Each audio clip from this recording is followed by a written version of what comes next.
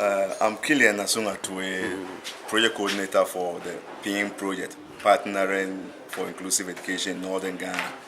This project is with the support of Star Ghana, which seeks to build the capacity of civil society to be able to also in turn build the capacity of stakeholders so that they can respond to the needs of beneficiaries of their services.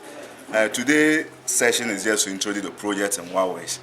And we have people like the district assembly persons, the chiefs, paramount chiefs, heads of decentralized departments, especially GES and health. It's for us to look at what the project is all about and what the various roles will be playing in the entire project. I can say it's been a very fruitful discussion, especially having comments and contributions and questions from the various participants, all centering on the main focus of the project, that is girls' education in the case of Huawei.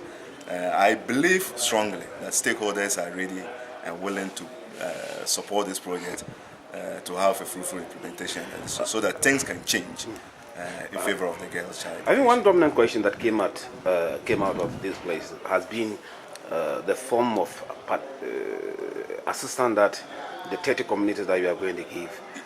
Yes, but that seems not to be well yes, answered. exactly. You know, the old thing that NGOs used to do was to go hardware, but we've realized that hasn't been supportive enough, because hardware in the sense that they provide materials, interventions that are visible.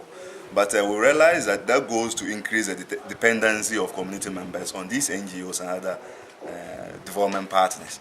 Well, what Star Ghana seeks to do is to build capacity so that engagement between duty bearers and beneficiaries can be more fruitful. We're looking at the government's business cycle. We realize that the gap area is actually the delivery.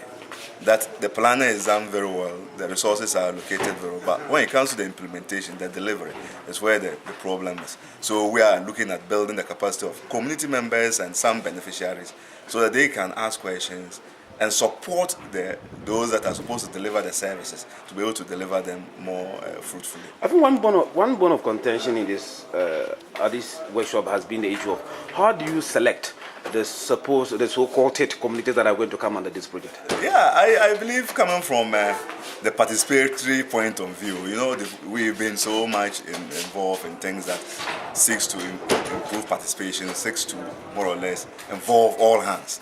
So that's why we even bring in the aspect of community selection into this session, so that stakeholders will discuss and come up with a criteria that they feel will give meaning to the communities that we'll be working in. And of course, we're also going to look at what are our focus. That we are looking at girls' education. So primary on this will be the dropout rate of girls. So when you put all these together, you'll be able to come out with the communities that are actually required of the project. But of course, a team will put together to look at it. A team that will comprise GES, the district assembly, and the NGO going to implement the project here. So we believe all stakeholders will have a say in the selection. Before you take leave of us, one key person that you have invited here, our institution, is the Ghana Health Services. Yeah. What role do you think they can play as far as this program is concerned? Yeah, we've been working with Ghana Health Service and some other projects. And when you talk of education, health of the child is very important. And in this case, girl-child education is very, very, very important. So issues of reproductive health education, issues of other health education are very paramount in what we seek to do. So having Ghana Health Service coming in to collaborate with us, and I believe they've been doing things like the health education, and even wanting to see how they can improve maternal mortality, and you know, girls completing school and those that become pregnant. Ghana Health Service can have a role to play in reinstituting them in the schools, sending them back to schools, and giving them the confidence to be able to study in schools. So we are going to work closely with them, and particularly in the area of the girls' clubs and health education. Until you form the group, I don't know how long it's going to. How long is it going to take you to form that group? The group that will look into the selection of the 30 community. I believe as soon as possible. I will leave that to my project officer. But by the close of next week, within 5 days from now, the selection should have been done. Because we are looking at going to community entry right from here. Look at introducing the project and getting to understand the communities that we'll be working in more better, and then seeing how we can target our interventions to be able to result in what we are looking at.